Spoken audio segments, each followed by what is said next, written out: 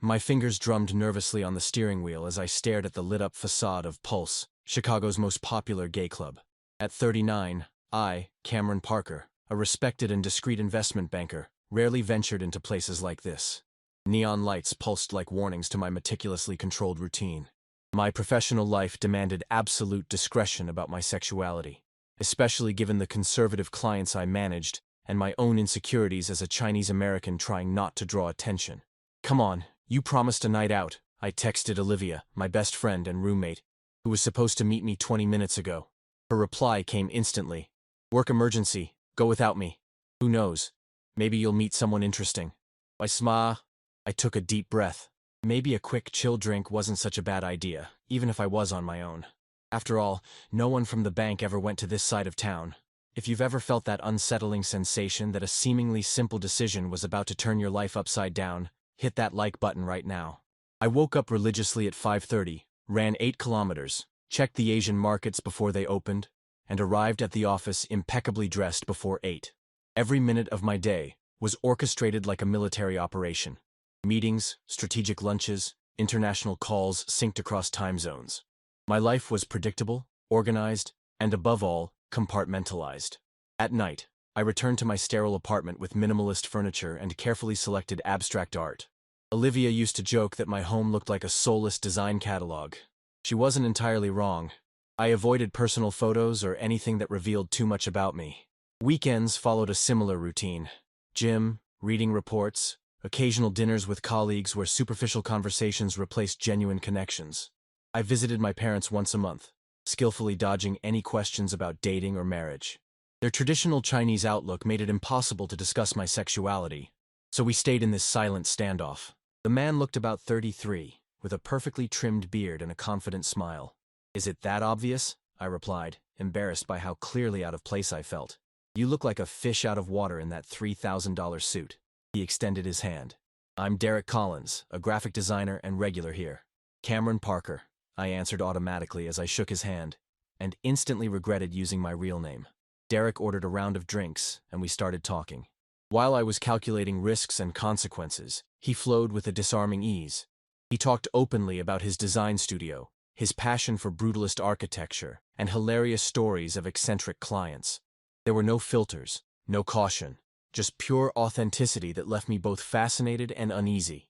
After hours of conversation at Pulse, we ended up at a 24-hour cafe discussing everything from foreign policy to our favorite Wong Kar-wai movies. The rising sun turned Chicago into a golden painting. I watched Derek photographing the urban landscape with the keen eye of an artist, completely different from my pragmatic view of the city as a financial center. Over the next few days, our lives started intertwining in unexpected ways.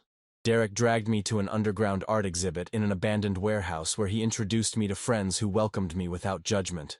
I returned the favor by taking him to my favorite Cantonese restaurant, hidden in the basement of an old building, where the chef served dishes off the official menu.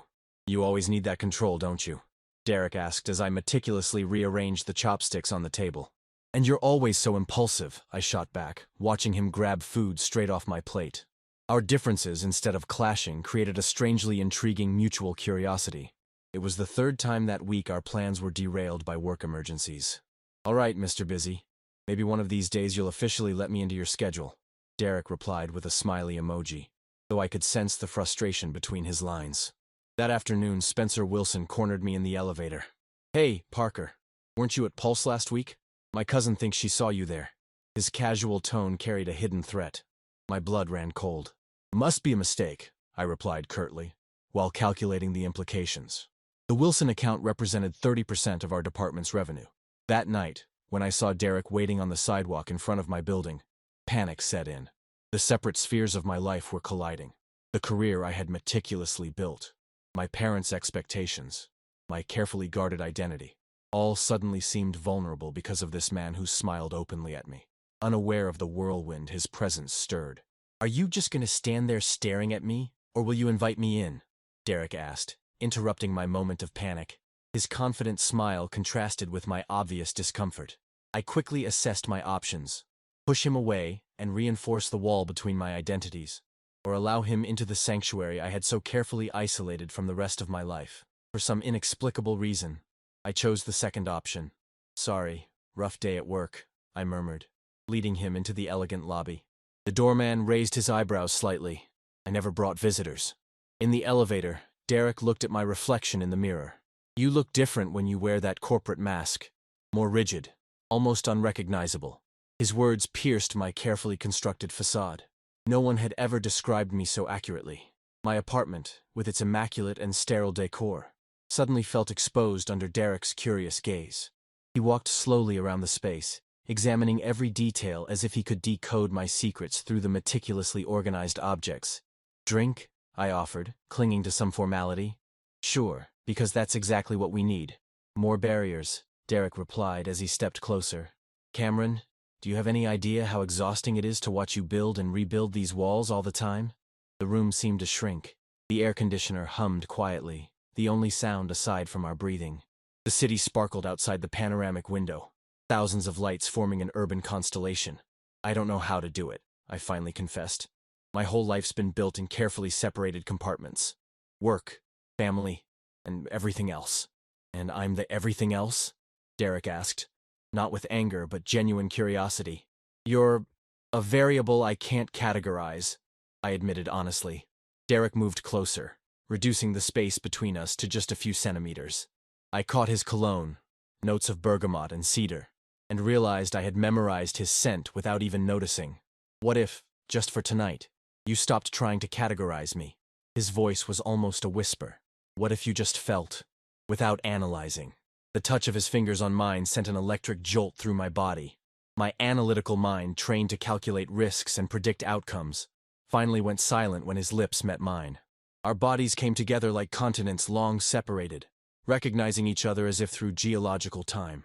Derek unfastened my tie with a skill that showed experience, while I awkwardly fumbled with the buttons on his shirt. You always overthink, he murmured against my skin, guiding my hands. Let your body lead, not your mind. Allowing myself to let go of control was like jumping off a cliff, terrifying and liberating at the same time. Derek led me down the hallway to my bedroom, where the full moon poured silver light through the open curtains, transforming the minimalist space into something almost mystical. Our bodies moved in an ancient dance, a ritual of discovery and surrender. Every touch from Derek revealed years of pent-up restraint. Where I was hesitation, he was certainty. Where I was doubt, he was absolute affirmation. Are you thinking about work now? He teased as he trailed a path of kisses down my abdomen, making every nerve in my body come alive. Impossible, I replied, my voice husky and almost unrecognizable to my own ears.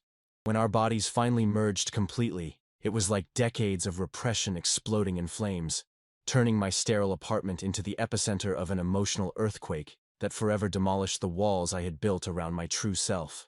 Our synchronized breathing created a rhythm that drowned out any awareness of the outside world. Under Derek's skilled touch, my body responded like an instrument long neglected in the hands of a master. I revealed parts of myself I hadn't even known existed, vulnerabilities and desires buried beneath years of denial.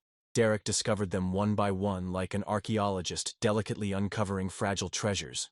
Are you with me? He whispered at one point, his green eyes fixed on mine, seeking a connection beyond the physical. I'm here, completely, I replied, surprising even myself with the sheer sincerity. Our movements grew more urgent, intensifying as the control I maintained over every aspect of my life dissolved completely. I surrendered to that moment, letting my body express truths that my mind had always censored. When we reached the peak of that experience together, it was as if something fundamental broke inside me, not in a painful way, but in a liberating one. A dam giving way after decades of holding back turbulent waters. My body trembled with the force of the release, while Derek held me tightly, anchoring me through that storm of sensations. For a transcendent moment, there was no Cameron the banker, no Cameron the obedient son. There was only me, stripped of masks and expectations, completely present in my most essential truth. We collapsed side by side, panting, skin against skin. The city continued its relentless pulse beyond the windows, indifferent to the transformation that had taken place within those walls. Time seemed to suspend in the space between breaths, a perfect moment of absolute clarity. Has your mind started working again? Derek asked after a few minutes, tracing invisible patterns on my chest. How did you know? Your breathing changed. It's slower, more measured. He propped his elbow up to study me better. What are you processing right now? Everything, I confessed. What this means. What happens tomorrow? If anyone at work finds out. Derek sighed, rolling onto his back. And so we go back to business as usual. For a disorienting moment, having another body in my bed felt like being in a particularly vivid dream. Derek slept soundly, one arm thrown over the pillow, completely at ease in my space. I watched him breathe, memories of the previous night washing over me in waves. There was a raw beauty in his sleeping vulnerability that contrasted with the confidence he showed when awake. I realized I wanted to know every facet of him, an alarming revelation for someone who had spent adult life avoiding deep connections. In the bathroom, I examined my reflection, searching for visible changes. Physically, I looked like the same Cameron Parker, but something fundamental had shifted inside. It was as if my body had finally aligned with a truth my mind had spent decades denying. When I returned to the bedroom, Derek was awake, watching the city come alive. "Good morning, banker." His smile carried a different quality, less provocative, more intimate. "I suppose your day is already completely planned out." I hesitated. My morning routine was sacred. Run, check Asian emails, meticulously prepare for the day. Breaking it would be admitting that something had fundamentally changed. "Actually," I responded slowly, "I was thinking about grabbing breakfast out today." Derek's surprise was worth that small act of rebellion against my own rigidity. At a small cafe a few blocks away, I watched Derek animatedly chatting with the waitress. His social ease, so different from my calculated reserve, was at once fascinating and intimidating. "What's up?" he asked, noticing my fixed stare. "How do you do it? Live so openly?" Derek considered the question for a moment, stirring his coffee thoughtfully. "It wasn't always like this. I spent my teenage years in a small town in Texas, hiding who I was. When I got to Chicago, I was determined to never live halfway again." "And your work? Don't your clients mind?" "Some do," he admitted. "I lost projects for being who I am, but I gained others precisely because of it. In the end, authenticity attracts the right people, in life and in business." His philosophy was as foreign as it was attractive to me. For the first time, I allowed myself to imagine what life would be like without compartments, fully integrating every part of who I am. My phone buzzed insistently. Spencer Wilson had moved up our meeting to 9 a.m., shattering my carefully planned morning. Reality resumed its unrelenting grip. "I have to go," I said, leaving money on the table. "Work emergency." Derek's expression faltered for a brief moment. "Sure. There's always a work emergency." Something in the resignation of his voice struck me deeply. I realized I was repeating a familiar pattern, pushing him away at the moment when intimacy threatened the structured life I'd built. "Derek," I hesitated, a fierce internal battle sending my heart racing. "I'd like to see you again. Not just as a casual date, as something more defined." The smile that lit up his face eased some of my anxiety. "Cameron Parker, are you asking me for a relationship? Because that would mean you'd have to reorganize those perfectly arranged compartments of your life." "I'm considering a renovation," I replied, surprising even myself with my impromptu metaphor. In the taxi on the way to the bank, for the first time in years, the anxiety about work was overtaken by another kind of anticipation. My body still bore the invisible marks of the night before, not just physical, but a deeper imprint, as if Derek had unlocked doors within me I never knew existed. At reception, James Hawkins, a senior colleague who was openly gay, waved at me. I had always kept a professional distance from him, fearing association by proximity. Today, I returned his greeting with a genuine smile. "New cologne?" James asked as we got into the elevator. "Bergamot and cedar? Nice choice." I blushed when I realized I was wearing Derek's cologne, a small trace of my transformative night, sneaking into my professional sanctuary. Strangely, the sky didn't fall. The elevator kept rising, the bank kept operating, and I discovered that maybe, just maybe, the compartments of my life could start talking to each other without collapsing completely. When the elevator doors opened, I took a deep breath. Spencer Wilson waited in the hall, his calculating gaze appraising me. But something had changed. For the first time, I didn't feel diminished under his scrutiny. The night with Derek had given me a strength I never knew I had. The strength of authenticity. Even if it was temporary, even if it was fragile, it was there, like a seed just planted. Some nights of the week, his apartment in the artsy Wicker Park became my refuge from corporate pressures. Other times, he invaded my minimalist space with elements of his vibrant personality. Plants, art books, a crocheted throw made by his grandmother that looked absurdly out of place on my Italian designer sofa. But beneath that apparent normality, a storm was brewing. Spencer Wilson had stepped up his covert campaign against me. Casual comments about my personal life in meetings, questions about my artist friend in front of conservative clients, even a suggestion to transfer me to the Dubai office, where you'd gain valuable international experience, Parker. On one especially tense Friday, I found an envelope on my desk. Inside were photos of Derek and me leaving Pulse, chatting intimately at a cafe, and my stomach dropped, holding hands in a park. Attached was a simple note, thinking of what's best for your career. I canceled all my appointments for the afternoon and went for a walk along Lake Michigan's edge. Autumn turned the trees into bursts of red and gold while I contemplated the potential ruins of the 20-year career I'd built. My phone buzzed repeatedly. Messages from Derek, from my boss, even a rare call from my mother. I ignored them all. When I finally got to Derek's apartment that night, he looked worried. "Where have you been? I tried calling you all day." In response, I tossed the envelope with the photos onto his desk. Derek studied them carefully, his face hardening. Who did this? Spencer Wilson, son of the bank's biggest client.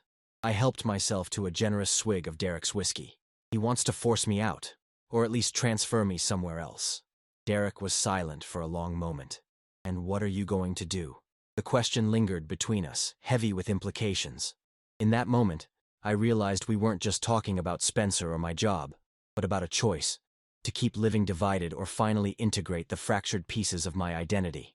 I haven't decided yet, I admitted honestly. Derek's silence said more than any words. He picked up the photos and placed them back in the envelope.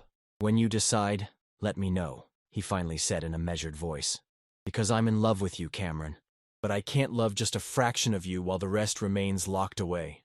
That night, we slept back to back, physically close, emotionally distant. In the morning, I left early, murmuring excuses about meetings at the bank, even though it was Saturday. On Sunday afternoon, my parents invited me to dinner, our monthly ritual.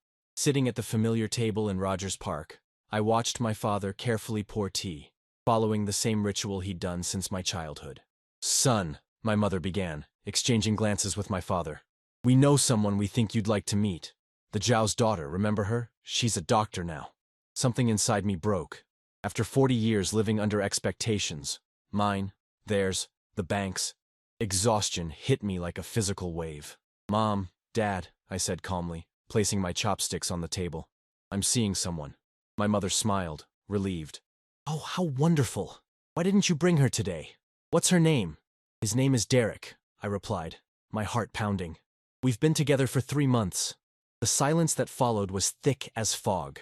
My father froze, cup halfway to his mouth. My mother blinked several times as if processing a complex equation.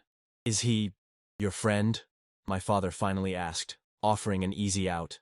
"He's my partner, Dad," I said, carefully choosing each word. "And he's teaching me that I can be successful at work without sacrificing who I really am." Another pause. Then, surprisingly, my mother took my hand. "Are you happy?" she asked in Mandarin, her mother tongue reserved for the most sincere moments. "Yes," I replied in the same language. "For the first time in a long time." She nodded slowly. "Then we want to meet him. This Derek." The rest of dinner passed in an uncertain emotional terrain, but when I left, I felt a little lighter. Their acceptance wasn't complete, not immediate, but it was a start. I placed the envelope with the photos in the center of the table. "For the past 2 months, I've been the target of systematic harassment and discrimination based on my sexual orientation," I began, my voice surprisingly steady.